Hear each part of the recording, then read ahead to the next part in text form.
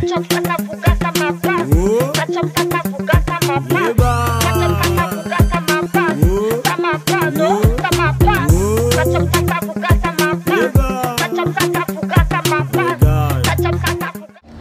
à tous, bienvenue sur votre nouveau numéro de votre micro-trottoir. Aujourd'hui, sur Focus Group Média, nous parlerons de l'interdiction de vente de friperies d'Imoutoki sur l'étendue du territoire suite à la Covid-19. Sans plus tarder, écoutons. La fermeture du Moutoki, moi je trouve que c'est pas normal parce que ça mettra beaucoup de gens au chômage. Il y a des jeunes Gabonais, des jeunes étrangers qui se débrouillent. Avec ça, ils paient des maisons, donc je trouve que ça mettra beaucoup en difficulté. Et surtout qu'avec le Covid, il y a beaucoup qui se débrouillent dans ça, il y a beaucoup qui n'ont pas de travail.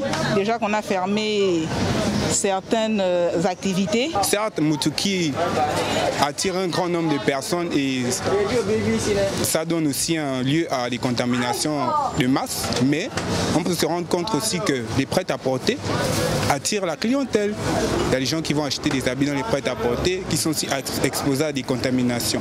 Donc, je pense que la décision de M. le maire de fermer le lieu de Moutoki est plutôt à revoir. Elle n'est pas une décision assez mûrie. Il devait plutôt réfléchir et trouver une autre solution adéquate parce qu'on se rend compte qu'aujourd'hui, Moutoki est un lieu pour se faire de l'argent. Il y a des étudiants, par exemple, qui, quand ils ne sont pas en cours, ils vont à Moutoki vendre un peu d'habits pour avoir un peu d'argent du taxi et autres. J'estime que vraiment les mesures qui ont été prises ne sont pas les bienvenues pour nous qui n'avons pas assez de moyens. Parce qu'on s'entend qu'il y a des prêt-à-porter qui, en fait, la robe que tu peux trouver à 2000 au Moutoki, tu peux trouver ça à 2000 au prêt-à-porter.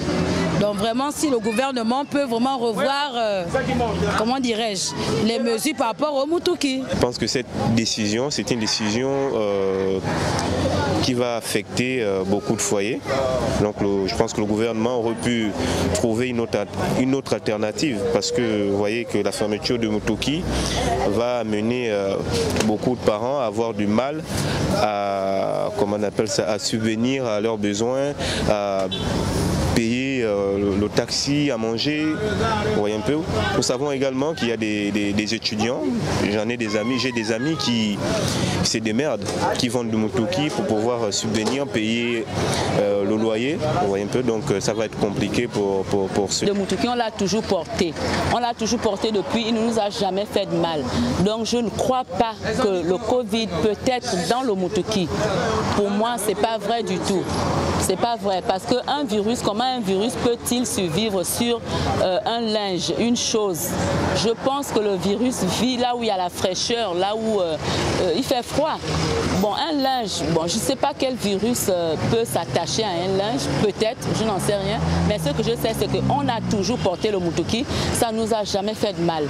Donc, je ne sais pas, le Covid dans le linge Moutoki, je ne pense pas. Pour ceux qui n'ont pas d'activité, aujourd'hui ils se lancent avec des petits fonds qu'ils ont, ils se lancent dans le petit commerce sur la vente de Moutoki, ils arrivent à nourrir leur famille et essayer un peu de payer leur loyer. Donc moi je trouve pas que c'est une bonne idée si l'État a vraiment décidé de faire l'arrêt sur la vente de Moutoki vraiment. Au parleur du mapanier, dans le vingere du Tchèque, on va en parler. J'apporte le